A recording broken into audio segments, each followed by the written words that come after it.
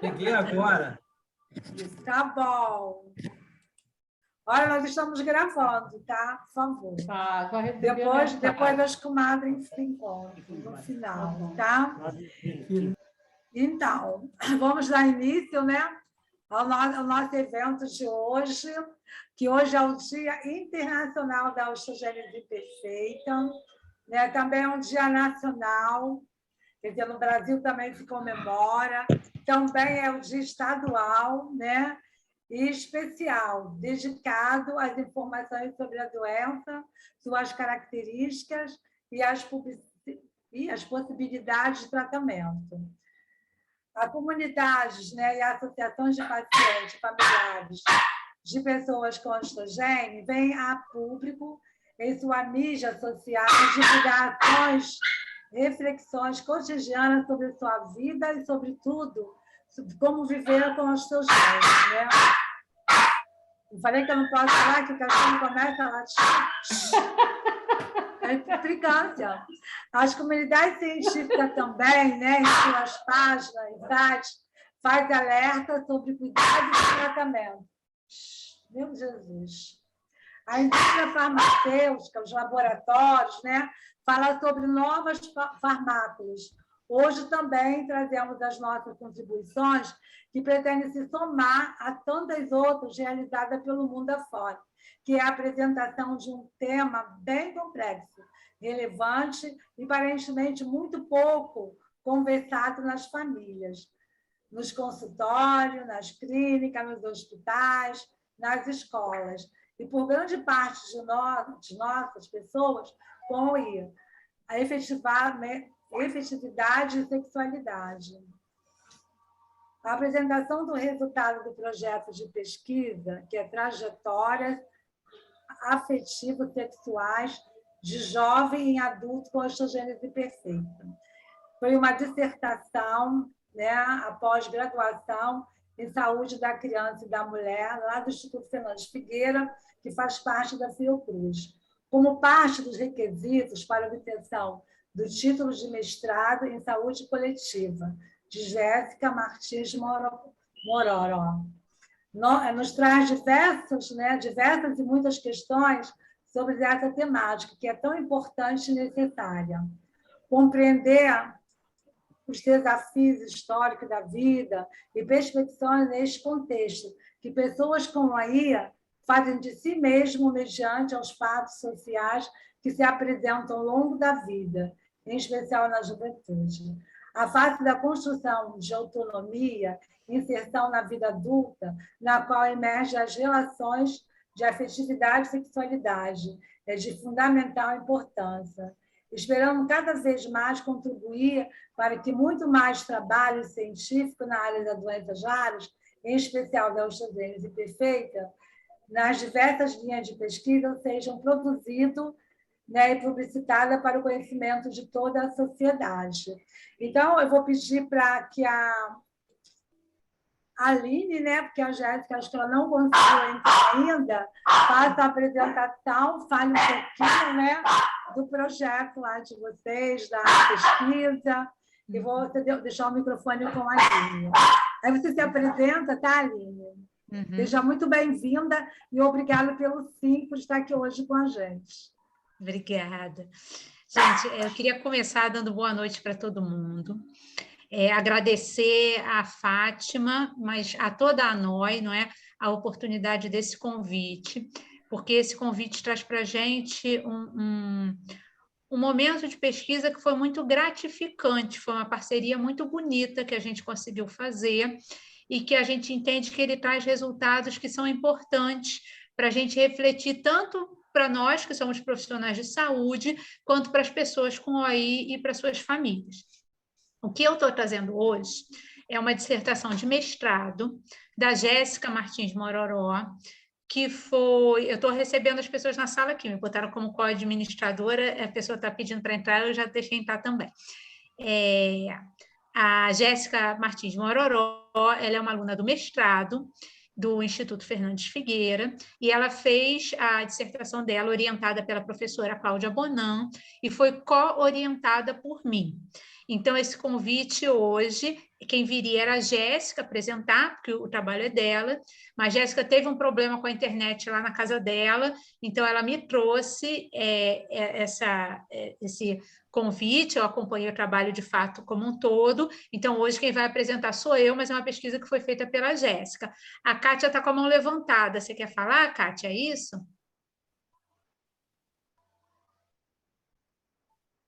Kátia quer falar, você está com a mãozinha levantada. Acho que ela não sabe. Ah, tudo bem, então. Então, eu vou continuar daqui, tá bom? Então, eu vou dividir com vocês, vou partilhar um pouquinho os slides. Até o que eu estou fazendo sempre, gente, é compartilhar um estudo que eu fui orientadora também, fui co-orientadora. Mas esse estudo todo, ele vem da Jéssica e é o que a gente está começando a compartilhar aqui com vocês, tá? Eu vou colocar os slides. Espera aí que eu estou me enrolando aqui. Ah, tá abrindo aqui isso. Vamos ver aqui se tá chegando para todo mundo o slide. Espera aí. Aqui tá lento, mas está dizendo que daqui a pouco vai. Tá rodando. Se eu não conseguir compartilhar, eu abro aqui e eu vou olhando os slides. Ó, agora tá dizendo que vai compartilhar. Vamos ver se vocês conseguem. Para mim, está aparecendo uma tela branca, que agora está engatando o PowerPoint. É isso que está aparecendo para vocês também? Sim. Pronto, agora eu vejo tudo. Ok. Vou tentar botar aqui no PowerPoint, na apresentação de tela, para a gente ver um pouquinho maior.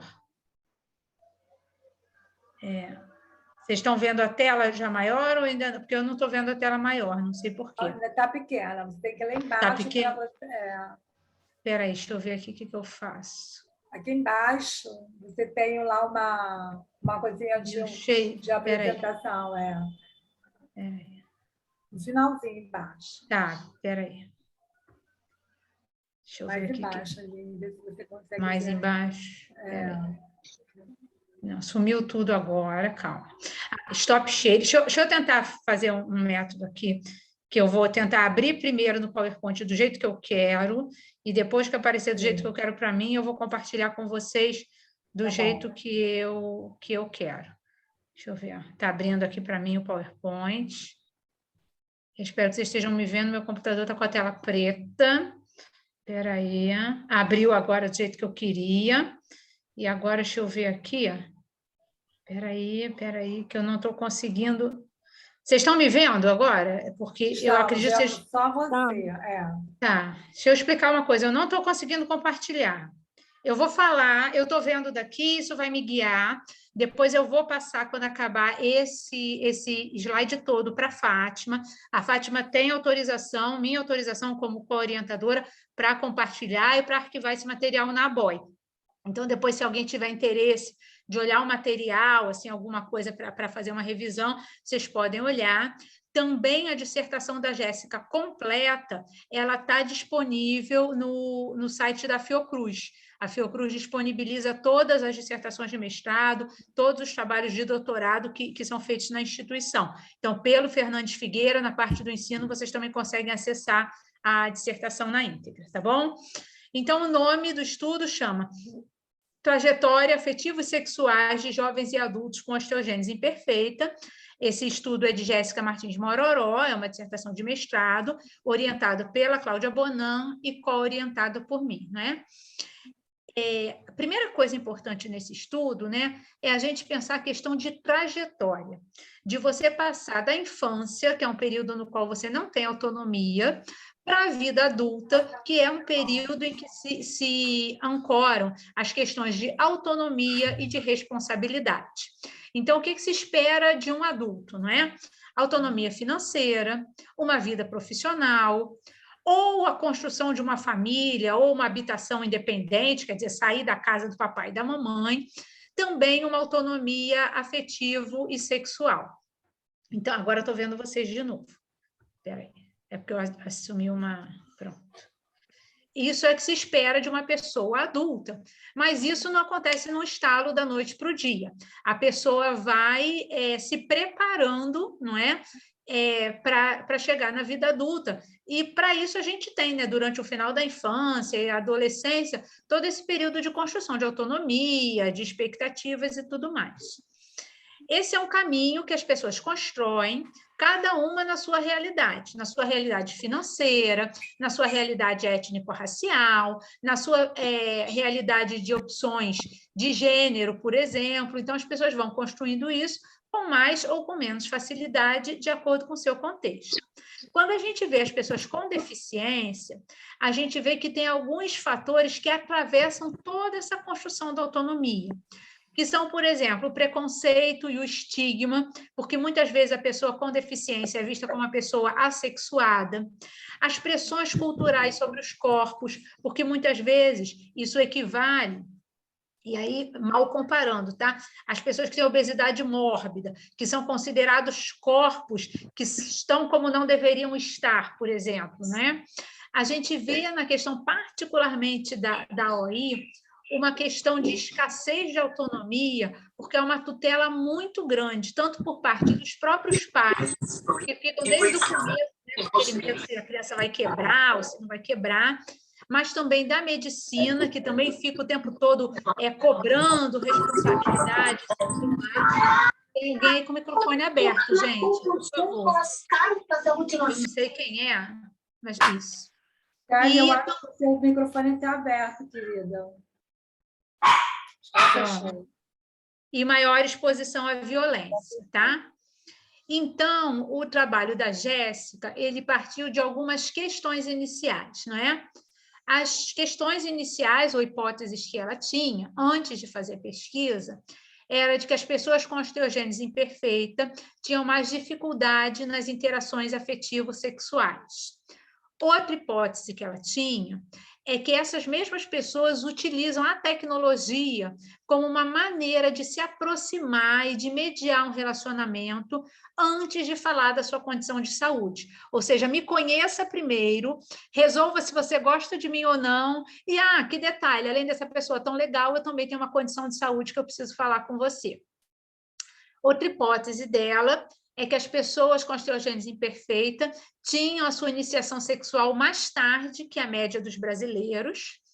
E a penúltima hipótese dela é que os homens, e aí ela trata um pouquinho dessas diferenças de gênero, não é?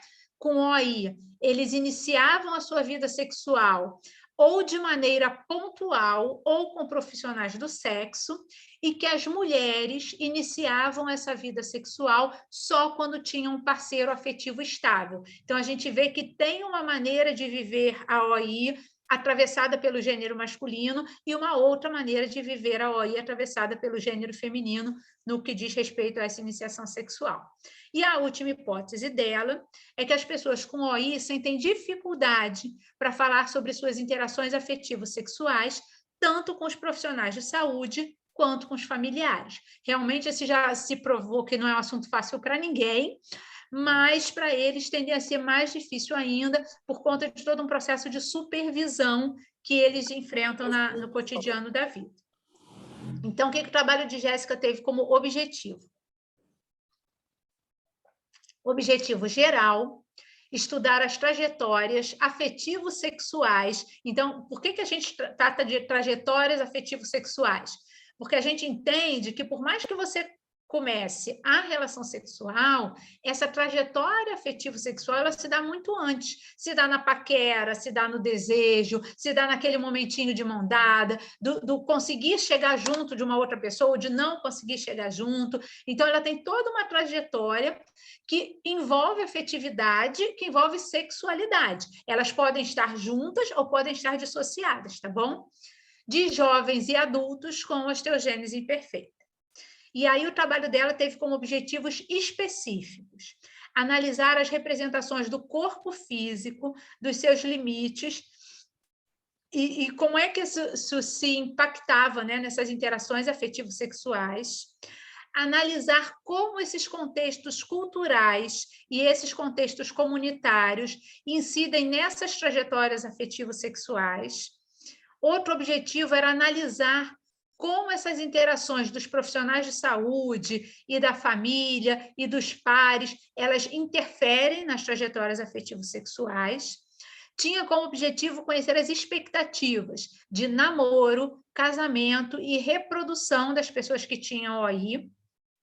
E o último objetivo era analisar o papel das tecnologias, tanto tecnologia medicamento, né? A gente sabe o impacto do alendronato, do pamidronato na osteogênese imperfeita, mas também das redes sociais, que permitem uma aproximação com mais intimidade e tudo mais, tanto nas práticas corporais quanto nas trajetórias afetivas.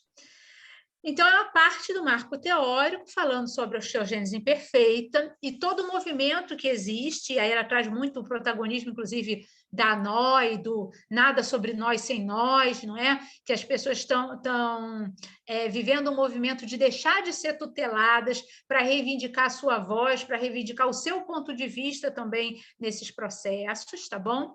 A gente trata a categoria juventude, porque a juventude, não é? Ela embarca um período de adolescência, um período de adulto jovem, que é um período onde é esperado que se firme uma maior autonomia, tanto na relação da afetividade, da paquera, da sexualidade. Vai tratando que já existem internacionalmente, não é, direitos que são sexuais e que são reprodutivos, garantidos a todas as pessoas. Então, existe um movimento internacional, o Brasil é signatário de muitas leis que dizem que as pessoas devem ter possibilidade de exercer a sua sexualidade sem cerceamento, que elas devem ter a oportunidade de escolher a sua reprodução, de ter acesso ao meio e às informações para evitar a gravidez ou para gerar uma gravidez. Vai falando das diferenças de gênero, porque, como eu já falei aqui no começo, é diferente ser mulher com osteogênese imperfeita e diferente ser mulher, ser homem no contexto da osteogênese imperfeita, e vai falando como é que se dá essa trajetória afetiva e sexual nesse contexto da deficiência. Então, como é que ela fez uma pesquisa, né?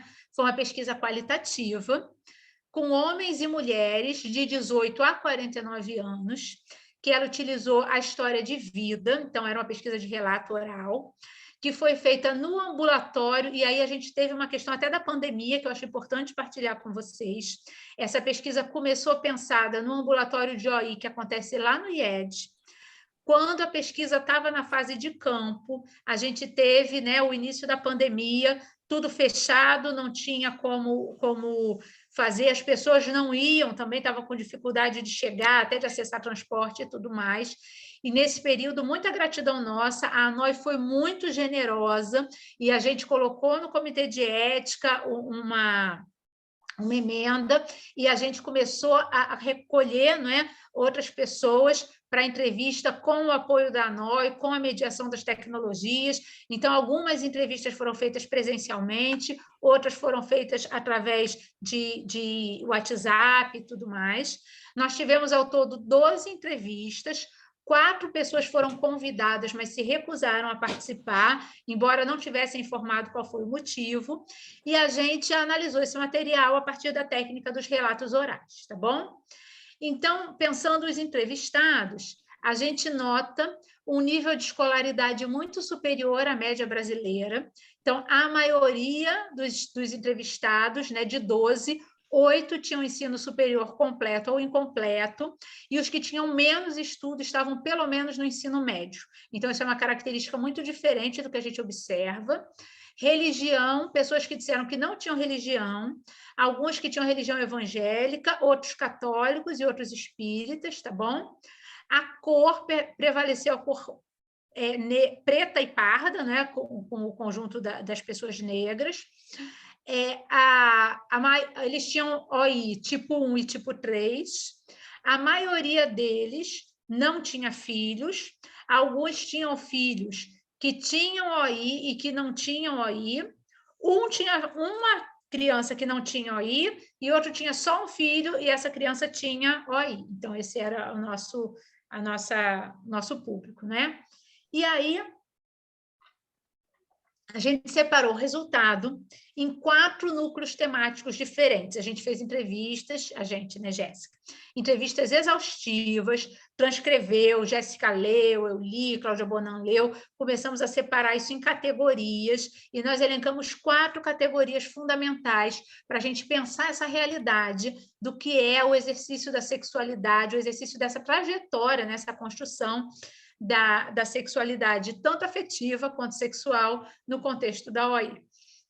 E a primeira categoria que a gente fez, não é? Foi avaliando o impacto de gênero. Então, a categoria chama, né, a construção da masculinidade e da feminilidade no contexto da deficiência. E aí, o que é que os nossos participantes de pesquisa relataram para a gente, né? Que sim, existe uma demanda cultural hoje, isso é muito claro para todo mundo e para eles também, do corpo perfeito, do sexo perfeito e tudo mais, que existe uma vivência, uma pressão, não é, para o exercício da sexualidade, mas para eles também uma pressão do não exercício da sexualidade. E com os homens existe uma cisão entre a construção social que a gente tem, dessa masculinidade muito forte fisicamente, potente fisicamente, ativa fisicamente, e uma frustração quando eles não, muitas vezes, se reconhecem nesse processo. Então, eu vou trazer algumas falas aqui, tá bom? Que as pessoas trouxeram. Um participante diz assim: o meu pai não é aquele cara de passar uma mulher bonita na rua e ele ficar olhando mexer. Então, foi um comportamento que ele teve diferente, uma educação que ele teve diferente dessa educação abusiva masculina que a gente tem. E aí ele continua, né? Um comportamento mais responsável, uma coisa mais tipo gente boa, mais cara maneiro, quer dizer, como é que ele se via, não como aquele predador sexual, mas uma pessoa em condição de igualdade. E aí, na reflexão, ele coloca assim: talvez faltasse um pouco de sangue nos olhos para poder ser mais agressivo, não sei, talvez meio devagar demais. Então, muitas vezes, o próprio homem, quando ele não se encaixa nesse estereótipo, ele mesmo, às vezes, se auto-intitula como devagar demais.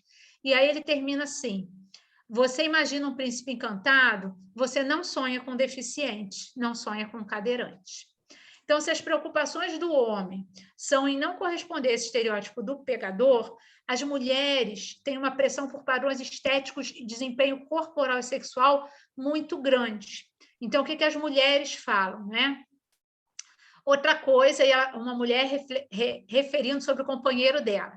Ele me menosprezava na cama. Ele falava que eu não transmitia o prazer que ele precisava, que eu não completava ele. Aí, outra fala da mesma mulher, tá bom? Que foi nessa época que ela estava com esse companheiro que eu mais usei salto alto. Eu andava de muleta e usava salto 15 para chegar numa altura mais ou menos, porque a minha altura é 1,27 m. E aí ela conta também que, além dela tentar se enquadrar na altura, né, para esse padrão estético, ela também se tapava porque ela não aceitava o próprio corpo. Então, ela diz: eu mais me tapava, usava enchimento no peito, usava roupa que não detalhava muito, porque eu não aceitava o meu próprio corpo.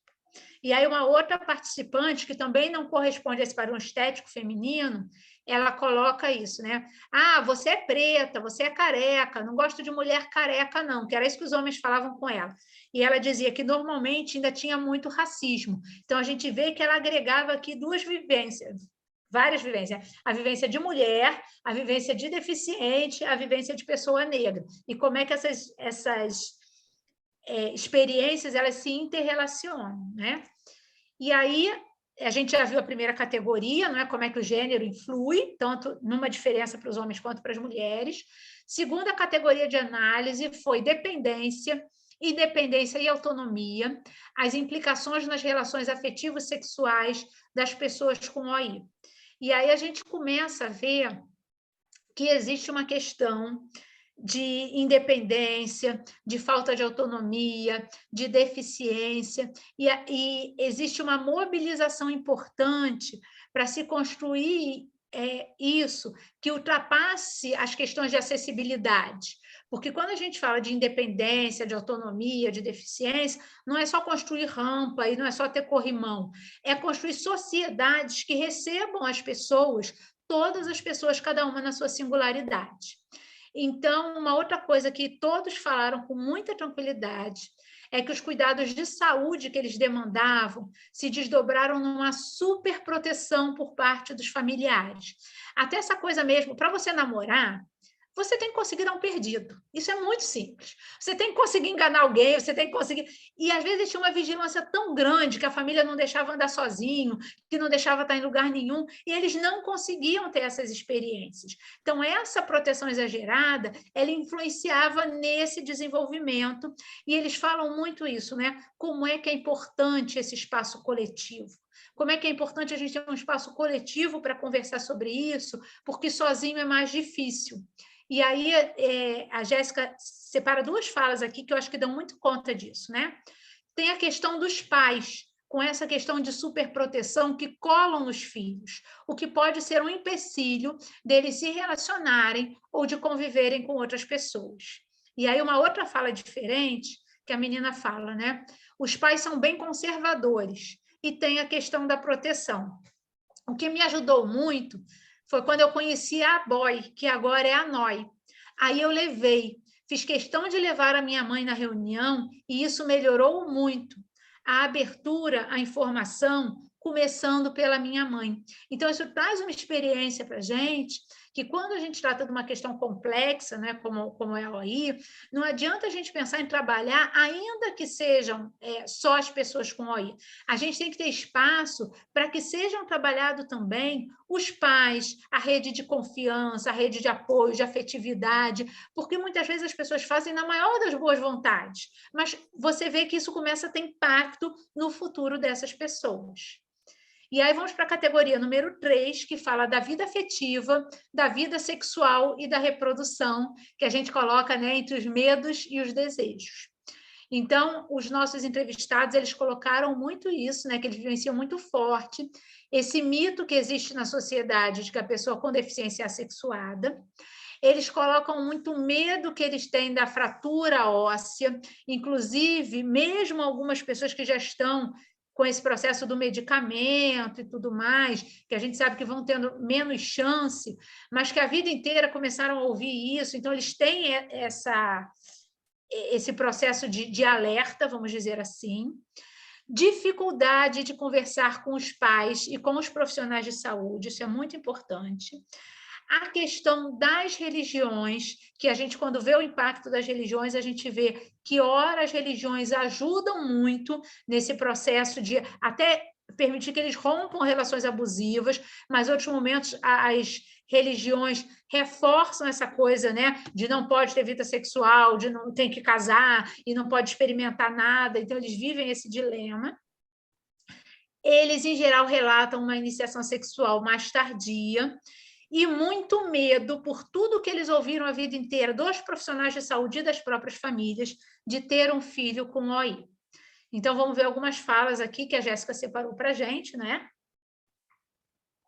Então, ela pega uma fala que diz assim, porque assim, muitos veem a gente como pessoa assexuada. Então, se eu não possuo uma sexualidade, quer dizer que não temos desejos sexuais, atrações afetivas por outras pessoas. E é claro que ela tem. Uma outra entrevistada diz assim, eu tive medo de transar. Eu sempre tive receio desse movimento das pernas. Uma outra pessoa diferente falando, né? Aquele relacionamento de 4 anos que eu relatei, que foi com aquele companheiro abusivo que ela colocou lá na frente, foi muito ruim. Até para sair foi complicado. Mas teve uma hora que eu consegui sair graças a uma pastora que me fez acordar para a vida. E aí a outra fala, não tive ainda atividade sexual. Paquera eu tive, mas tem muitos anos mesmo. Nunca namorei. E uma última que fala, eu pretendo ser mãe. Eu quero ter 3 filhos, mas eu fico com aquela coisa, não sei se vem com OI ou não, eu sei que tem um mapeamento genético, mas não sei como é e quanto custa. E a última categoria, não é, que a Jéssica analisou, foi como é que a gente avalia o papel da internet e das redes sociais na sexualidade das pessoas com osteogênese imperfeita. Então, ela traz a primeira coisa, né, de que com a internet houve uma facilitação, por exemplo, de um consumo de conteúdo erótico, de um consumo de conteúdo pornográfico, de acesso à informação sobre saúde e práticas sexuais. Quer dizer, antigamente, pensa qual era a dificuldade de uma pessoa de ir no jornaleiro, comprar uma revista erótica, ou de ir numa... Eu sou do tempo do VHS, gente, eu acho que todo mundo aqui, pelo menos um bocado, sabe o que era isso, né? Você ter que ir na locadora, pegar o filme, dizer o nome do filme, o filme registrado lá, então era uma coisa que era mais difícil de fazer. Hoje em dia, com o celular na mão, qualquer um vê e acessa qualquer desses conteúdos. E eles colocam também que existe também uma inovação nas interações com o WhatsApp, porque com o WhatsApp você tem uma privacidade, que eu também sou do tempo do telefone fixo, né? Que ele não dava, que você estava falando e a casa inteira estava ouvindo. O WhatsApp permite você mandar um áudio, permite você mandar uma foto, então tem outras experiências que facilitam essas interações, tá bom? Eles falam muito desses aplicativos, tanto um Tinder quanto um outro que é tipo um Tinder, mas é especializado para pessoas com deficiência, que eles dizem que facilitou muito. E uma coisa que apareceu também com muita força foi a militância, foi as pessoas que têm digital influencers como referência, né? E como as pessoas mostram um lado de militância, um lado de não se envergonhar do seu corpo. Então, eles vão também trazendo discussão de outras pessoas que têm a vida exatamente igual a deles, e eles vão começando a ver como elas levam essas questões. Então, o que a gente tem aqui de falas, né, para ilustrar isso? Um começa dizendo, né, a pornografia foi o que trouxe informações a ele sobre sexualidade. Não teve ninguém me orientando. Aí uma outra que diz assim, eu já pesquisei na internet as melhores posições. E uma outra dizendo que conversava num grupo, existia um grupo de sexualidade que ela conseguia conversar com os pares. E mais uma outra que diz que foi através do Tinder que eu conheci ele. Ele era mais velho, era um afeto dela, né? Um namorado. Ele era mais velho do que eu e a gente namorou uns 5 meses no máximo. Sim, o Tinder facilita muito, porque, assim, pessoalmente, eu sou muito tímida. Então, assim, desse estudo todo que a gente viu, né, que começou a entender essa realidade complexa, o que a gente vê como considerações finais desse estudo, né?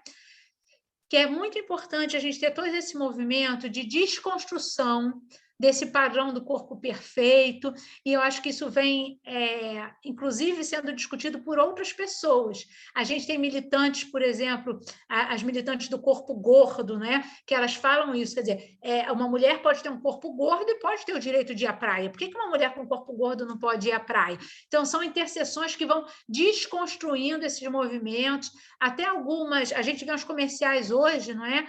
Que já estão menos padronizados, porque antigamente era todo mundo branco, novo, magrinho, hoje em dia a gente chega, né? Pessoas de todas as cores, de todos os corpos físicos, pessoas com deficiências, a gente está agora perto do Dia das Mães, a gente tem visto comerciais muito bonitos, que já vão mostrando essa imagem de que somos diferentes mesmo e não tem problema nenhum nisso. Mas a gente vê que ainda tem mais necessidade da gente aumentar essa visibilidade nas mídias sociais para que a gente consiga, de fato, mudar esse conteúdo, tá bom? É importante garantir espaços coletivos para a discussão de pessoas que enfrentam as mesmas questões. Então, essas reuniões da ANOI, elas são muito importantes, porque elas permitem que as pessoas possam compartilhar vivências, que a gente precisa, sim, de políticas públicas voltadas para a sexualidade da pessoa com deficiência. Só para a gente pensar, a gente precisa desde política de formação para os profissionais, que muitas vezes não fazem essa discussão e não conversam porque não foram capacitados, até questão de adaptação, de maca ginecológica que não seja padronizada, mas que atenda uma necessidade de uma pessoa com deficiência, tá? O reconhecimento da existência da sexualidade e a visibilidade disso, quer dizer, somos pessoas e todas são pessoas, cada um tem a sua sexualidade, cada um tem a sua experiência, e é importante que cada um viva isso da melhor maneira possível. Então, foi esse o trabalho da Jéssica, que eu trouxe aqui como apresentação. Eu ainda preciso falar mais uma coisa antes de terminar, só para a gente ter uma ideia, porque eu acho que eu vou abrir um espaço para a gente conversar. Mas a gente demorou da defesa da tese até hoje, estar conversando com vocês, porque a gente teve uma oportunidade de concorrer a um edital onde a gente pudesse receber, porque a gente ficou muito preocupada de qual era a função social da nossa pesquisa. Uma vez que a gente tem esse conhecimento, que isso se prestasse não somente à titulação da Jéssica, mas a ser um conhecimento qualificado que a gente devolvesse à sociedade. Então, a gente tinha, desde o início, essa expectativa de estar aqui com vocês, de estar conversando sobre isso, mas a gente já tinha uma expectativa de fazer algumas coisas a mais, não é? Que era promover uma roda de conversa, tanto com os familiares, quanto com as pessoas com OI, para falar sobre sexualidade. E também uma coisa que eu acho que é importante, né? Porque eu também sou terapeuta floral, eu sou pós-graduada em terapia floral. E o que são os florais de Bach, afinal de contas, né? Floral de Bach é como se fosse uma homeopatia, uma evolução da homeopatia. Ele é um produto sem medicamento, que ele vai despertando em nós as nossas qualidades. Então, só da gente pensar, quem descobriu os florais de Bach, né, quem criou essa tecnologia, foi um médico inglês, que ele começou a observar as flores. E ele começou a pensar o seguinte: tem planta que tem espinho e se defende, tem planta que é agarradinha e é afetiva, tem planta que cresce para o alto sozinha, independente do que está acontecendo, tem plantas que crescem coletivamente. E ele começou a ver que cada planta tinha uma qualidade e que dessas flores das plantas estavam armazenadas essas qualidades, que elas podiam ser despertadas nas pessoas. E ele tinha muito essa consciência de que o nosso adoecimento, ele, em geral, vem de sentimentos que a gente não trabalhou direito. Então, a gente sabe muito, né, que quem tem câncer, em geral, é porque teve uma vida muito amargurada, que a diabetes vem relacionada a pessoa que não vê doçura na vida, que o infarto vem relacionado a pessoas que vivem com muita raiva. Então, ele começou a identificar quais dessas plantas trabalhavam essas qualidades opostas. Então, os florais de Bach, eles têm plantas para trabalhar, por exemplo, a fala sincera e não você ficar falando aquilo que as pessoas esperam que você fale. Ele tem floral para a gente enfrentar o nosso medo e se posicionar. Existe floral para isso. Existe floral para a gente também ouvir o outro, que isso também é muito importante para os pais, que às vezes os pais têm a ideia de que você é meu filho, saiu da minha barriga, eu te conheço melhor do que ninguém, e às vezes isso não é verdade. E a gente tinha uma proposta de fazer uma oficina, de apresentar esses florais para vocês, de vocês escolherem, tanto para os pais quanto para as pessoas com OI, e a gente poder dar o floral. A gente não teve financiamento, mas a proposta ainda está de pé, quero dizer isso para a Fátima, oficialmente aqui para nós. Então, se vocês quiserem, a gente não vai poder fazer isso dando o floral, porque aí sai muito caro, a gente não tem financiamento, mas eu posso fazer, o nome não é receita quando é floral, mas é indicação terapêutica, eu posso fazer para quem quiser, e aí cada um faz na farmácia perto da sua casa. Os florais, em geral, são baratos, custam entre R$28 a R$35, não são caros, isso dura 20 dias, para um tratamento de 20 dias é pouco mais do que R$1 por dia. Então, se vocês quiserem, em algum momento, Fátima me convide, eu volto aqui com o maior carinho, e aí a gente vai fazer uma logística, porque é uma outra dinâmica, mas eu vou ter o maior prazer de apresentar, e quem quiser experimentar, para vocês também poderem usar uma tecnologia de um tratamento holístico, sem medicamento, e que vai despertando em nós o melhor da nossa potencialidade. Então, queria dizer que assim, eu estou muito agradecida, muito honrada, acho que fiz o melhor esforço para representar a Jéssica, e a gente agora tem um espaço para conversar, para vocês falarem, a gente pensar um pouquinho sobre isso, tá? Perfeito, Aline, muito obrigada, adorei. Tá? Você correspondeu mesmo ao trabalho da Jéssica, assim, que eu assisti, né, até a apresentação, né, achei maravilhosa, e você também foi maravilhosa, perfeita nas colocações, e trouxe muitas novidades, com certeza. Eu vou deixar, né, o pessoal, quem quiser falar, né, que possa perguntar, ou se quiser apresentar alguma coisa, né, falar alguma coisa, fica à vontade. Se alguém quiser falar, o microfone está aberto.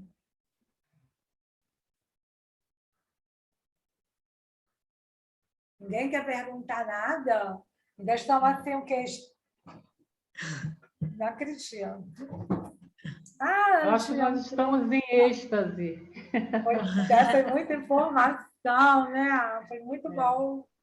Eu gostei muito, não sei vocês, né? Não, eu gostei. Eu comecei a ler, eu não terminei, porque a Fátima me deu ontem à noite, no meio do dia, para eu ler, mas Passei para ela o projeto. e eu não consegui terminar. E eu fiquei muito empolgada mesmo com o direcionamento da pesquisa, né? Até porque, eu até falei, pô, essa pesquisa precisa ser expandida, precisa, né, ter uma continuidade, porque tem ali alguns pontos que eu acredito que valem a pena nos dias de hoje, apesar dela ter sido, é uma pesquisa recente, é um trabalho recente, né, de 2020, a gente não tem nenhum, né? Mas, assim, as coisas estão mudando com tanta velocidade, por exemplo, coisas que eu li e que eu não identifiquei naquele momento da pesquisa, hoje já vejo, por exemplo, a questão nas mídias, na televisão, a questão da visibilidade que você está falando. Por exemplo, a gente teve um Big Brother agora recente, mostrando corpos diferentes, com outro tipo de pessoas, de público, de brothers, que no anterior e nos anteriores não teve. Né? Então, a gente está colocando ali pessoas mais comuns que a gente já vê no dia a dia e outros nem tão comuns assim que a gente se surpreende ao ver. Né? Uma menina com vitiligo, a pessoa transexual, que em outras edições não teve. E nesse momento, do caso que a gente está vivendo, de pandemia ainda, porque a gente se retirou um pouquinho da pandemia, ainda está por aí, tentando pescar um, pescar outro. Eu, que não sou boba nem nada, estou aqui aguardando a quarta dose. Mas que a gente se depara com essas questões das pessoas, né? Das pessoas, e em especial das pessoas que estão aí, né? Que elas têm que se adequar, enquadrar, se moldar nesse mundo que até então ela não via tanto, estava relegada até lá um quarto no fundo da casa, e que aos poucos, ao longo dos anos, das décadas, ela já foi saindo, já foi buscando a luz. Isso graças também às tecnologias, à informação, às discussões, às comunidades, associações e tudo mais. Então, eu também me surpreendi com o trabalho pela a questão que você falou do nível de escolaridade, né, da questão de raça, e não me surpreendi tanto de ter mais mulheres do que homens, porque, em geral, as mulheres são aquelas que falam mais, se apresentam mais. Eu gostaria que tivesse mais homens, né? Foram só 3, se eu não me engano, ou eu inverti tudo, 4, né? Que eu me lembro agora. Mas, assim, eu achei um trabalho que tem uma grande potência, um grande potencial, né? Gostaria de vê-lo, assim, com a sua plenitude, saindo daquele reduto lá científico, partindo para testagem ao vivo e a cores nas escolas, né? Às vezes eu converso com a Fátima, conversava mais, hoje em dia eu converso menos com ela, porque ela é muito chata, eu não gosto muito de conversar com ela. Depois mas, nós assim, vamos conversar. A gente falava muito dessa questão da ANOI nas escolas, né? Então, conquistando esse público mais jovem, adolescente, né? E destrinchando essa questão da adolescência e juventude, né? Mas eu acho que vale a pena esse trabalho seguir, né? Se expandir, se espraiar, e a gente levar essas questões todas nas reuniões da associação, que espero que logo voltem a ser presenciais, né? E é isso, eu gostei muito. Até onde eu li, eu não tenho nem assim condições de finalizar, foi isso. mas muitas coisas assim, muito interessantes, os conceitos que ela utilizou, a escolha, né, desses conceitos que se adequassem mais à hipótese que ela queria, às hipóteses que ela queria mostrar, comprovar. Eu achei muito interessante. Ela está de parabéns e você também. Agradecida, agradecida. É muito bom, né? Uma coisa também que me chamou a atenção quando ela fala da roda de conversa, né? Que a gente fazia muita roda de conversa, a pandemia que a gente separava, né? Os pais, fazia uma palestra para os pais e colocava os adolescentes ou os adultos, conseguia separar no mesmo ambiente, né? E a gente até tentou falar sobre sexualidade, mas a gente não encontrou profissional, como você falou, né? Da dificuldade que tem, a gente não encontrava. Então, era entre eles mesmos, era uma troca, né? Muito tímida, né? A gente conseguia o máximo uma psicóloga, mas era, assim, era uma coisa muito tímida. E a gente tentou abordar, sim, algumas vezes, né? E hoje eu estou, assim, com a apresentação, quando eu assisti agora, ficou muito mais, assim, para mim, né, que eu tenho que voltar, nós temos que voltar com as reuniões presenciais, fazer a nossa roda de conversa e colocar mesmo a importância dos pais, né, tirar esse medo, que a gente realmente tem medo de tudo, e acaba atrapalhando lá no futuro, né, a relação, sei lá, até a vida mesmo, né, dos nossos próprios filhos. Então, acho que é um trabalho, assim, é um trabalho que foi alerta em vários sentidos, entendeu?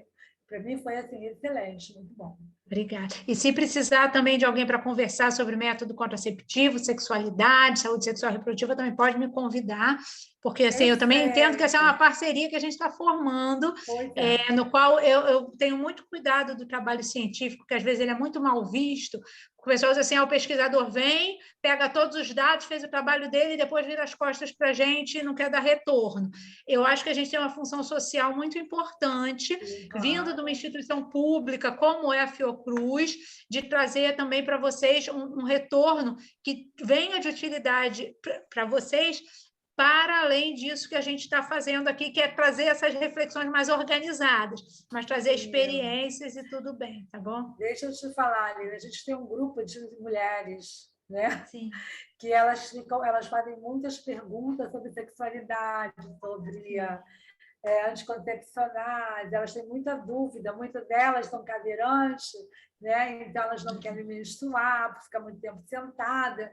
Então, nós até trouxemos, né, fizemos uma palestra, mas elas foram muito tímidas, né? No grupo tem bastante, e na realidade participaram duas, porque elas são muito tímidas com abordarem elas mesmas, né? Deve ter sido a criação, eu não sei. Elas estão muito tímidas de abordar esse assunto. Mas a gente pode retornar, eu acho que foi com um homem, de repente, né? Sendo vocês mulheres, eu acho que a gente poderia eu acho que vocês fiquem à vontade, exatamente isso. Também. Quando vocês sentirem que é o momento... Né? Também é esse momento aí, ó. Alguém quer perguntar, falar alguma coisa? O microfone está aberto.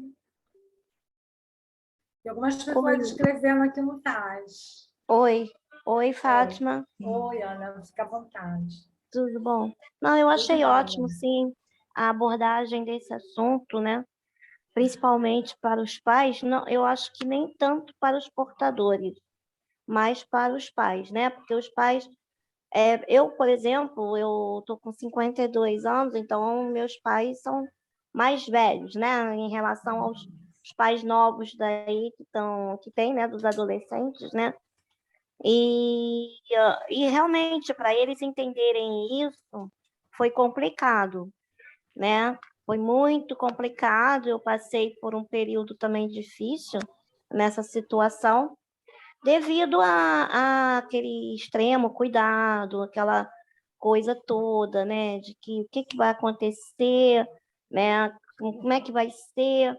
E, assim, na verdade, na época, eles não tinham muito, né, esclarecimento sobre esse assunto, participar desses assuntos, né? Então, isso é muito bom. Graças a Deus, né? Minha mãe entendeu. Meu pai hoje já é falecido, mas a minha mãe entendeu e ela hoje, pelo contrário, ela, né, quer me ver feliz, quer que eu seja feliz e sabe de como é que, né, que o que vai acontecer só, né, na hora que se vai saber, né, entre eu e a pessoa, né, o rapaz, no caso. Então, eu acho isso muito importante ser falado, é um assunto que deve ser mais falado mesmo. Então é isso, eu gostei muito. Agradecida.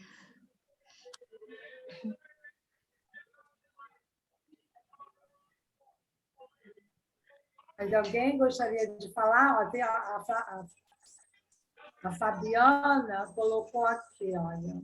Eu tenho um filho, homem, hoje com 10 anos, e amei ouvir sobre a independência. Confesso, tenho dúvida como abordar a ele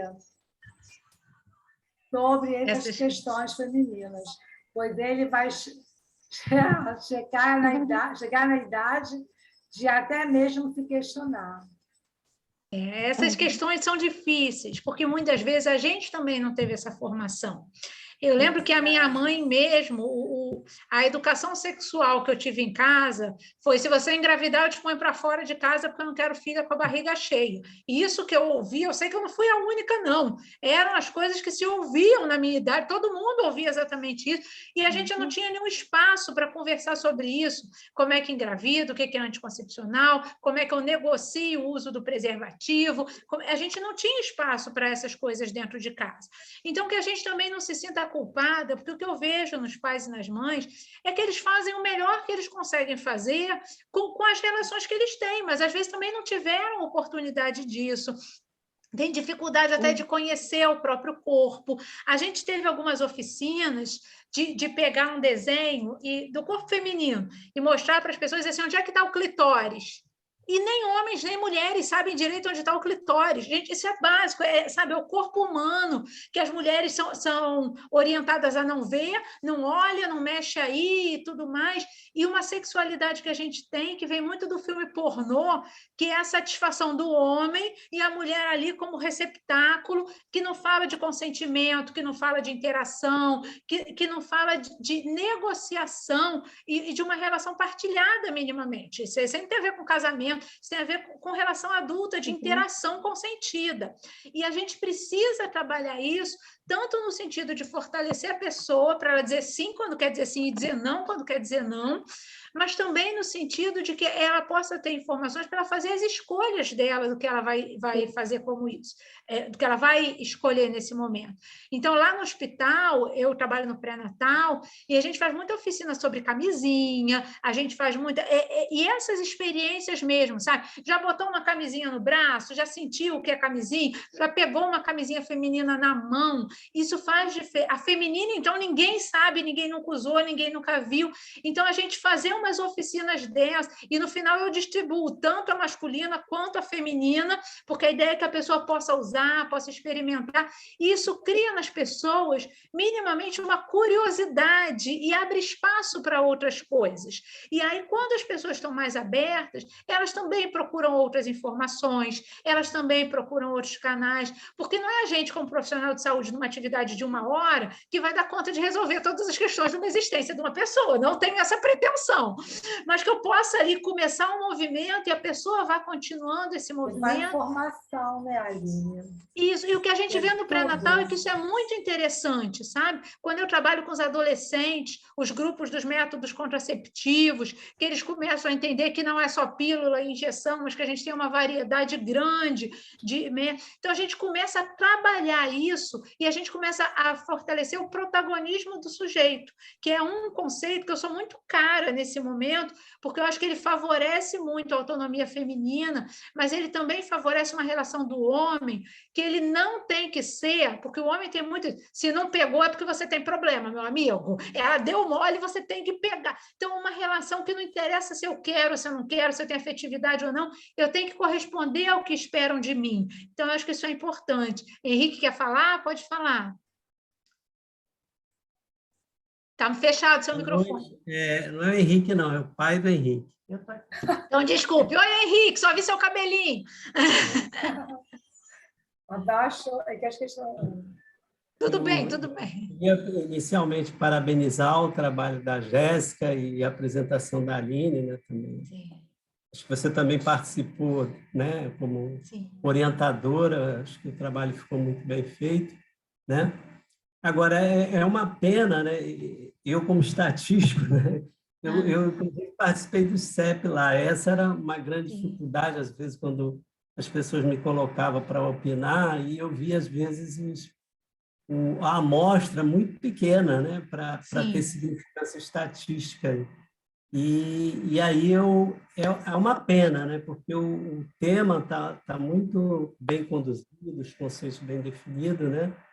E aí eu penso assim, será que a gente não pode ampliar isso? Que eu acho que a NOI teria como facilidade ampliar, né, esse formulário, o questionário, né, para ter uma cobertura melhor, né, desse...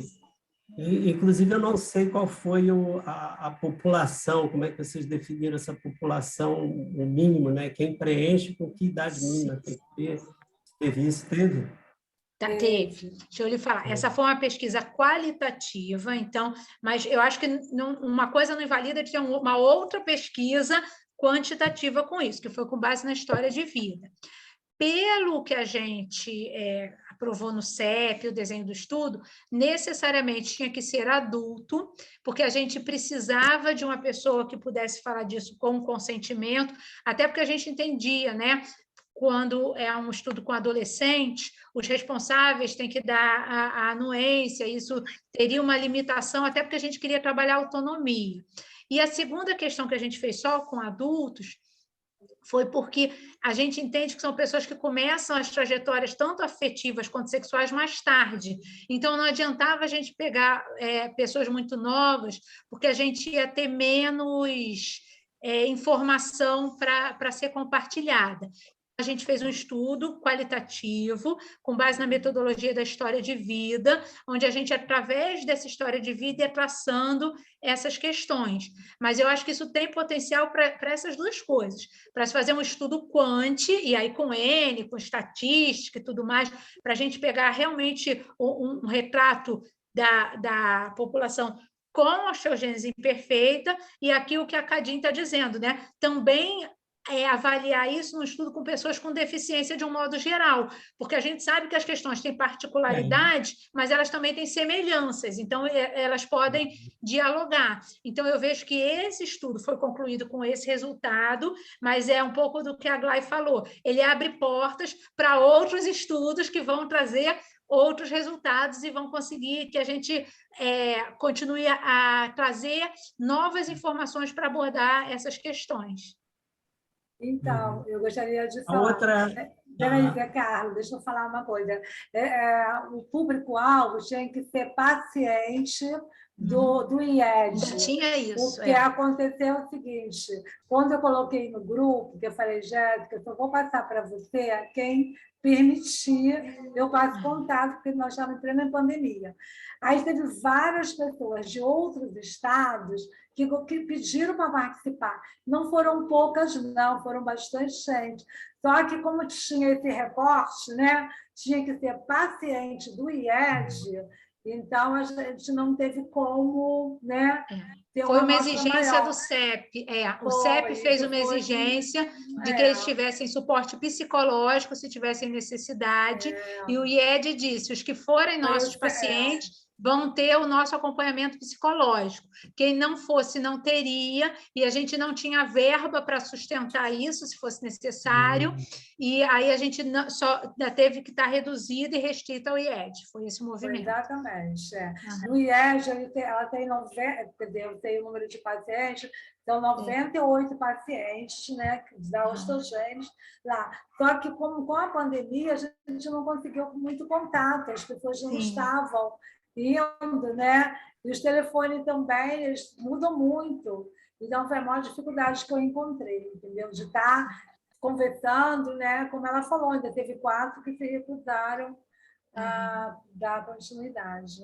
né? E o estudo foi sendo encerrado pela saturação. Quando a gente viu que as entrevistas não traziam mais informações novas, a gente encerrou o estudo, porque a metodologia qualitativa permite essa abordagem. Então, foi por aí que a gente encerrou nesse N de 12 pessoas. Mas a primeira vez que eu vi a apresentação, eu senti a necessidade, eu achei que tinha que ter uma amostra maior, né? Mas como eu sabia qual foi o recorte, né? Participei da coisa daquele início todo, né? Então eu entendi. Mas ele tem razão. Você quer falar? Tem sim. Para ver o mundo, para botar... Quer falar, Zé Carlos? Não, eu só queria fazer Foi uma boa observação, é verdadeiro. Uma outra observação que seria na tua apresentação, né? Que às vezes a gente fala e as pessoas cobram muito, que a abordagem tua, né? Desse trabalho da Jéssica abrangeu só o gênero feminino e masculino, entendeu? Mas que pode aparecer outras formas de gênero, entendeu? Esclarecer não apareceu, por isso que a gente não tratou, mas se aparecesse, a gente teria tratado. Mas é bom você sem abertura. Questionamento, porque tem gente sempre que acaba excluiu e tal, e não é essa a ideia, entendeu?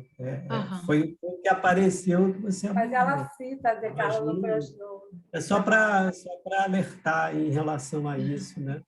Mas eu achei muito bom, acho que é um caminho que está aberto, uma coisa que eu, particularmente, sempre quis ter, né? A gente tentou desenvolver, acho que a Antília está aí, ela chegou a participar lá no início, alguns bate-papos com os adolescentes e tal, um pouco sobre isso, né?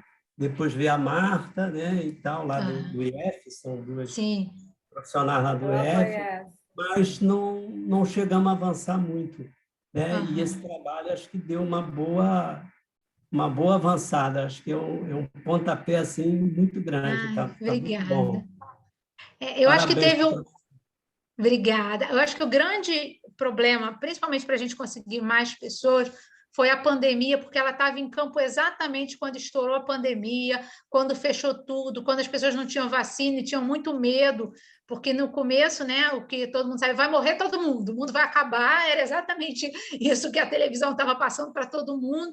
Então, assim, a gente tinha muitas pessoas com muitas resistências, primeiro suspendeu de toda a pesquisa, depois volta, as pessoas com dificuldade de querer até disponibilidade para isso mesmo, porque estavam tão preocupadas com a pandemia que não estavam querendo pensar e conversar sobre isso, as dificuldades dos telefones, que a gente também teve outro movimento. Então, eu acho que talvez até hoje mesmo a gente teria conseguido até mais um resultado maior. Mas dentro da realidade, eu acho que a gente conseguiu retratar bem e ainda com tudo correndo contra. Eu acho que isso teve uma honra ao mérito de fechar essa pesquisa com sabe, dentro, razoavelmente, pediu extensão de prazo, sim, mas nem foi uma extensão muito significativa, da gente conseguir concluir nesse contexto que foi muito caótico, difícil mesmo. Eu me lembro que a Jéssica também comentou, né, que ela ficava, às vezes, numa entrevista mais de 2 horas.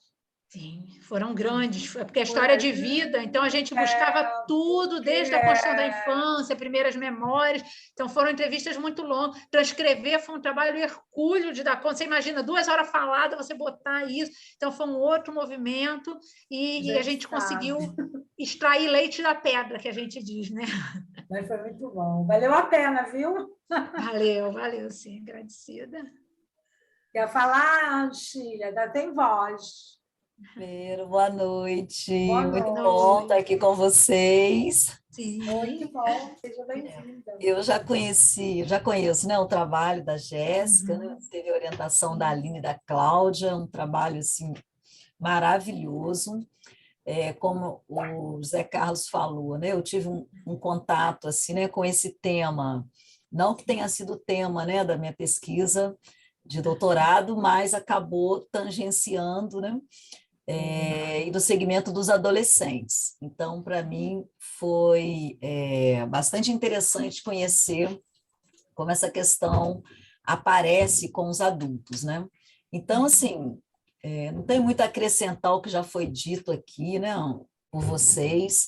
é um tema muito relevante. Essa preocupação que a Aline traz, né, de divulgar, de tornar, né, esses resultados conhecidos, né, também acho assim, de extrema importância, porque é uma questão que afeta a vida de muitas mulheres e homens, né, que têm a osteogênese, e como a Clarinha disse aqui no chat, né, das pessoas com deficiência em geral. Então, assim, eu quero parabenizar pelo trabalho, parabenizar pelo evento, né, e desejo, assim, que tenha muitos frutos, né, que esse estudo tenha muitos frutos, porque merece. Foi um trabalho sério, feito num momento muito difícil, né, como já foi falado aqui, né, um momento de pandemia muito difícil, então, merece, né, que seja conhecido, bastante conhecido, porque traz uma contribuição muito grande para a vida de muita gente. Tá bom?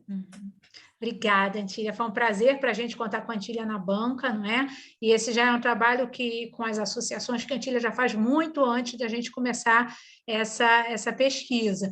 Então, mostra como é que quando um hospital uma unidade de saúde, não é? Atenta a uma questão, ela ultrapassa os muros da instituição para atender realmente a necessidade das pessoas que a gente acolhe com todo carinho. Então, nesse sentido, eu também agradeço as contribuições que a Antília tem historicamente com as pessoas com osteogênese imperfeita e com outras doenças raras. Perfeito. Alguém mais quer perguntar, falar alguma coisa? O microfone está aberto. Eu não quero encerrar, não, gente. Tá bom? Olá, boa noite. Boa noite. Quem está falando? Lídia.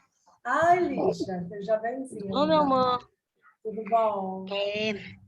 Assim, eu achei assim, maravilhoso, né? Eu estava aqui na expectativa, desde mais cedo, de estar participando, de estar ouvindo a pesquisa.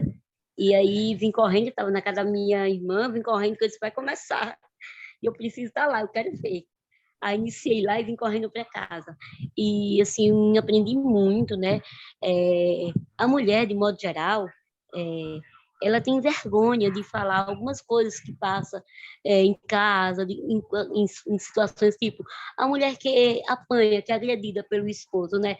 Ela não conta para as amigas, ela não conta para as pessoas porque ela tem vergonha, porque ela acha que só é ela que passa por essa situação.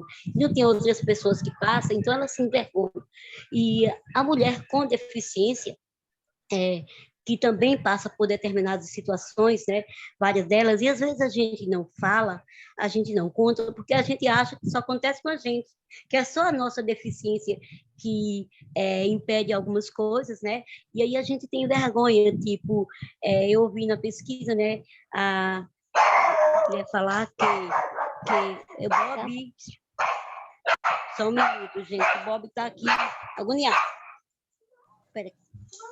Vá, leve ele para lá, por favor.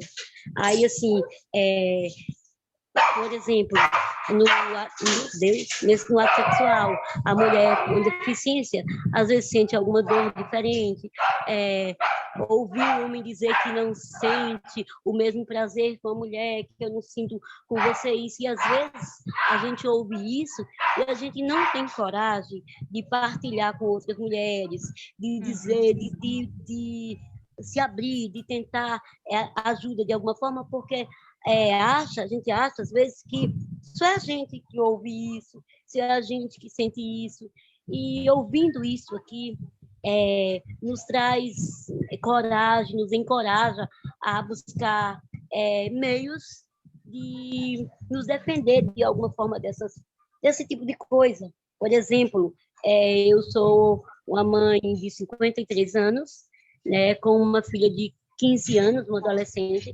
sou portadora, tenho OI, minha filha também tem OI.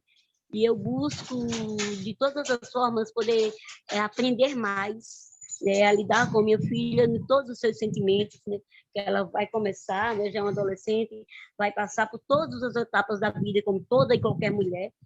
E eu acho que, como mãe, que passou por muita coisa, por muitas lutas, por muitos preconceitos, eu busco encorajar minha filha e deixar que ela se descubra em todos os sentidos, apoiando, tentando mostrar para ela com mais leveza a vida da pessoa com deficiência, mas deixando ela claro para ela que ela precisa ser forte, se ela quer viver tudo que precisa viver, ela não é diferente. Ela não é diferente. Ela só vai viver de maneiras diferentes as mesmas coisas que toda mulher vai viver.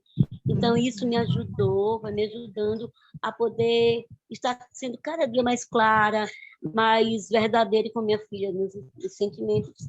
E eu acho que ainda falta muita gente para descobrir esses locais, esses lugares, a mulher com deficiência, para ver o quanto a gente tem potencial. E, às vezes, a gente não participa, porque a mulher tem medo, a pessoa com deficiência precisa ainda de muita coisa para poder se descobrir e mostrar o seu potencial. E hoje estamos aqui na comemoração da pessoa com AI, né? O Céu Gente Imperfeita, e está tendo muitas ações em vários grupos, e eu vejo que a falta de meninas e pessoas que poderiam estar aqui, mas eu também sei que tem outros lugares acontecendo, outros eventos, e talvez seja isso também. Então, eu agradeço, foi perfeito, sim, muito boa pesquisa, a apresentadora aí foi maravilhosa, sabe? Deixando todo mundo bem à vontade, falando, e eu acho que a gente precisa também participar, também falar das nossas necessidades, das nossas dores, porque para ajudar, as pessoas precisam nos conhecer, e para isso a gente precisa se abrir. Obrigada.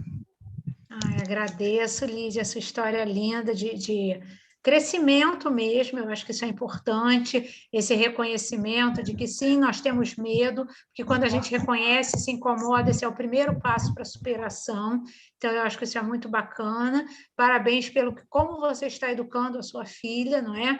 Que é exatamente isso, nós vamos ser felizes sim, nós temos o direito de ser feliz sim, e isso são construções que uma pessoa tendo vai inspirando outras pessoas. Então, de alguma maneira, você, mesmo que não fale, que não esteja, a maneira com que você lida com a sua filha inspira outras pessoas a olhar você e a fazer da sua maneira, tá bom? E última coisa para te ajudar, tem floral para tratar o medo e dar coragem, tá bom? Só para você saber.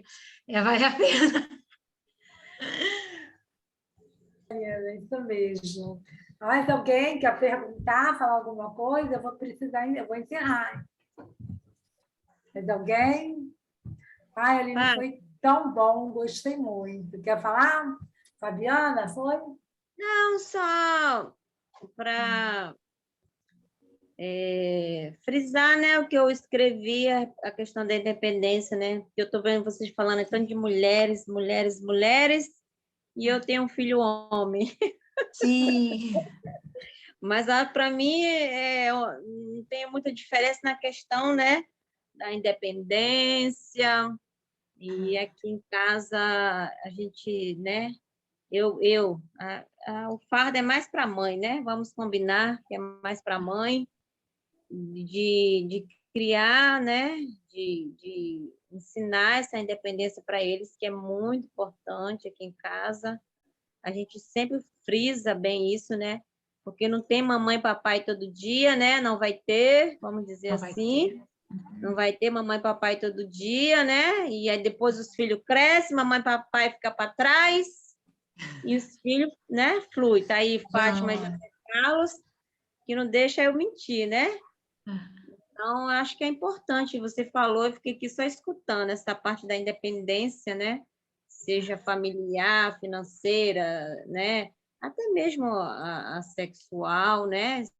Essa descoberta, essas questões de questionar mesmo, de perguntar. Claro que a filha, a mulher, tem, né? Tem assim, mais intimidade com a mãe do que com o pai. E eu tenho um filho homem, mas eu vou contar um fato assim curioso, porque o meu filho é muito curioso. Eles são inteligentes, né? Vamos combinar. Ele é curioso, então assim, acho que aqui não tem criança, só tem gente adulto, né? Então uma palavrinha que eu falar não vai ser novidade nem escândalo para ninguém. Eu ia dar um banho nele, mas antes disso eu entrei no banheiro para, né, urinar e tal, e eu esqueci de fechar a porta. Então, aqui em casa a gente tem né, já cresce assim, ninguém troca a roupa na frente dele, ele tem o quarto dele, os pais, enfim. E aí ele anda, então assim, ele veio para o banheiro. Então eu estava, né? Aí ele abriu a porta e, tipo, aí depois falou assim, mãe, engraçado. Eu faço xixi por aqui, né? No caso, falou do órgão genital dele, e você faz xixi pela bunda. Por quê? Ele perguntou. Eu, sinceramente, eu fiquei sem ação. Fiquei sem ação, olhei assim, aí, vê assim, né? Estalo da mãe. Falei, não, Arthur, é porque assim, mamãe tem um órgão, né, feminino, você tem um órgão masculino, depois a gente conversa sobre isso.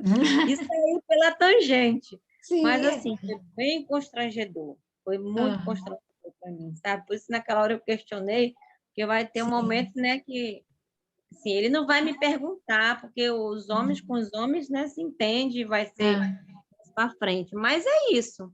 A gente Mas, olha, é difícil mesmo. É muito difícil a gente trabalhar, abordar essa questão da sexualidade, mas eu acho que vale a pena, às vezes, a gente pegar algum livrinho que a gente acha, porque tem muito material impresso que ajuda a gente a tratar o assunto, e, às vezes, dá o livro para a criança ler, depois você lê junto, agora vamos conversar. Isso cria umas possibilidades quando a gente tem dificuldade de iniciar o assunto. Eu acho que isso é muito importante. E você falou uma coisa, Fabiana, que eu achei muito preciosa, que é que a gente tem que cuidar também de educar os homens numa perspectiva da igualdade. Porque o que acontece hoje é que esse preço dessa masculinidade que a gente tem hoje, que é uma masculinidade que é tiro, porrada e bomba, parece que ser homem é só isso, isso não leva as pessoas em lugar nenhum. O sistema carcerário, ele é fundamentalmente masculino. A gente pensa os homens que tem comportamento de alcoolismo, por exemplo, como é que o número é tão superior às mulheres? Porque os homens são acostumados a entender que não pode parar, que não pode ter limite. Os homens não cuidam da sua saúde, como se cuidar da saúde fosse uma questão menor, e daqui a pouco infarta, porque é tanta pressão, é tanta coisa que não é falada, é tanta coisa que não é dita, eu não posso chorar. Então, esse modelo de masculinidade que a gente construiu, ele traz sofrimento para todo mundo, traz sofrimento para as mulheres que são oprimidas e para os homens que, de alguma maneira, podem ter até alguns benefícios nesse sentido, mas que têm muitas outras dificuldades, porque não tem relação partilhada, porque não conseguem falar com tranquilidade dos sentimentos. Então, eles precisam também ter outras formas que eles tenham a oportunidade de se abraçar, de ter satisfação. Eu acho que isso é muito bacana. Eu vou recomendar a todo mundo, ainda mais para você que tem filho pequeno, mas mesmo quem tem filha menina, se vocês botarem no YouTube, tem um vídeo chamado Minha Vida de João. O nome é esse. É um desenho animado, ele não tem fala, e ele mostra como é que os homens são educados e cria possibilidades para a gente pensar outras formas de educação. Esse vídeo é lindo, depois ele tem Era uma Vez uma Outra Maria, que é a continuação dele, que aí fala da perspectiva do feminino, mas eles tratam, através de historinhas mudas, conceitos muito importantes que a gente pode pensar, se repensar, que ajuda a gente a se repensar. Célia, quer falar, Célia? Com a mão levantada? Bom, não sei. Célia, você quer falar? É com a mãozinha levantada. Tem que abrir o microfone. Acho que ela não está conseguindo abrir, ela está no celular. Abriu. Posso falar? Sim, com certeza. Pode, Célia, pode falar. Agora não está dando. Talvez eu seja um pouco longa. Eu me lembro que eu sou de uma outra geração, bem de uma outra geração. Eu realmente estou com 68 anos e meio de ossagênese perfeita. Então, um tipo de educação diferente com relação à sexualidade, certo? Mas, assim, eu vou ser um pouco louca, tá? Não pensa. Eu estou analisando todo mundo aí. A primeira reunião que nós fizemos para fundar a BOI na casa da Fátima, Zé Carlos, os rapazes tinham 13 e 15 anos. Era uma meninada também lá, né? Então, nós estávamos falando de tudo, né? Inclusive da aceitação da pessoa portadora de outra imperfeita. Mas, nessa fala, eu lembro bem que eu toquei que achava que a gravidez, ou passar exigir adiante, porque não tem quem diga que é 50%, 50%, a gente sabe que é complicado. Eu não era favorável, eu nunca fui, certo? Acho que eu passei por muita coisa, né? E até assim, sabe, o Zé Carlos não conhece mais aqui. Sou graduada em farmácia, mestre em química, lecionei 25 anos na Universidade Federal do Ceará, química orgânica, uma vida bem independente. Agora eu estou mais independente pela idade, pelos problemas. Então, quando eu falei isso, então um dos garotos da Fátima, o Gustavo, levantou a mão, tinha 13 anos, disse, como vocês estão falando em aceitar a fazenda imperfeita e estão colocando que não querem que nasçam pessoas com fazenda imperfeita. Então, na verdade, eu era a tia que estava lá ajudando a fundar aquilo ali, eu não resisti, eu tinha que dar um toque. E o Gustavo era homem, era homem. Então, ele não ia realmente ter do útero dele, né, a criança, ter todas as complicações e tudo, né? Então, eu realmente fui um pouco na calma e falei, tudo isso que eu estou dizendo, a dificuldade que a gente passa com a fazenda imperfeita. Bom, acho que era tanto menino ali que a coisa depois dispersou um pouco, certo? Mas aí, como falando aí sobre independência também, né? Geralmente, quando eu conheci uma pessoa até pela tela, quando eu estava sendo perfeita, então todo mundo, eu sou até a tia Dino, dinossauro, né? Que eu sou assim, perfeita, muito triste assim, e tem muito carinho especial. Mas quando não conhece, a primeira pergunta é essa. Célia, você é casada? Célia, você tem filho? Eu digo, não. Mas por quê? Eu dei prioridade aos meus estudos, ao meu trabalho, à minha independência econômica, dirigi até 2016, 2017, depois do acidente, tive uma fratura que eu tive aqui. Então, eu colocava sempre isso na cabeça. Por que é mais importante? Eu vejo muitas pessoas, não estou falando de classe social, que não tem estudo, instrução, e que colocam o bebê no mundo. Até a Fátima colocou um dia desse um artigo, uma garota de 19 anos, no Belém do Pará, com um rapazinho de 21 anos, e aí todo mundo batendo palma, né? Que tinha tido um bebê com a fazenda imperfeita. Então, eu estou essa colocação, não, contra a sexualidade. Eu peguei a reunião já no começo. Como ela falou, então, existem várias formas, realmente, de se relacionar sexualmente e tudo. Mas eu acho, até como a Fabiana estava falando do Arthur daqui a pouco vai estar com 13, 15 anos e vai falar mais claro sobre isso. Então, eu acho que tem que ter um esclarecimento também, certo? Porque você não tem, você não, como a Fabiana disse, você não vai ter a mamãe e o papai a vida inteira. E filho e a mulher, mais ainda que quando ela tem gera um filho, ela vai ter que, alguém vai ter que assumir por ela e pelo filho, certo? Não sei se minha colocação está dentro da reunião todinha, mas é outra geração, como já fala até de dia no Congresso. Tu és outra geração, Célia. Você vai, eu sou, é assim.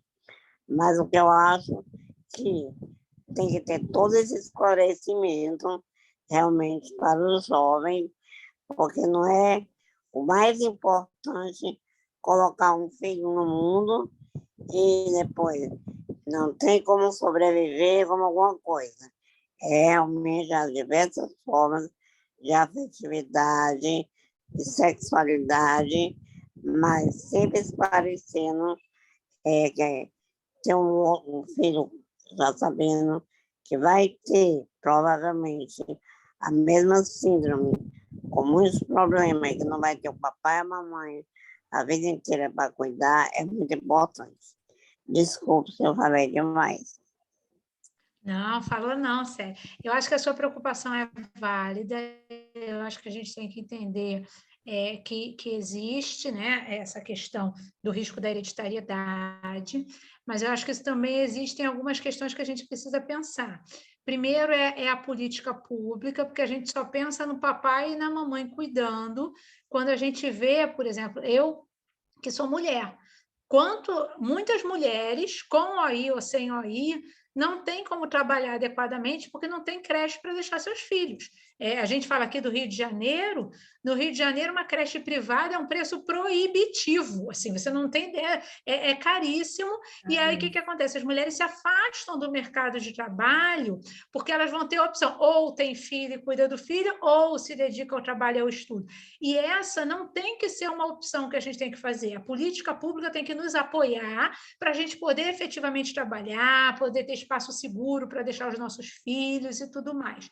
Eu também, como assistente social, que trabalho com saúde sexual e reprodutiva, eu sempre defendo que as gestações sejam planejadas e que cada pessoa, homem ou mulher, tenha aquilo que está previsto tanto na nossa legislação, quanto em todos os documentos que o Brasil assinou, que a pessoa tenha informação e insumo ou para engravidar, quando quer engravidar, ou para evitar a gravidez, quando quer evitar a gravidez.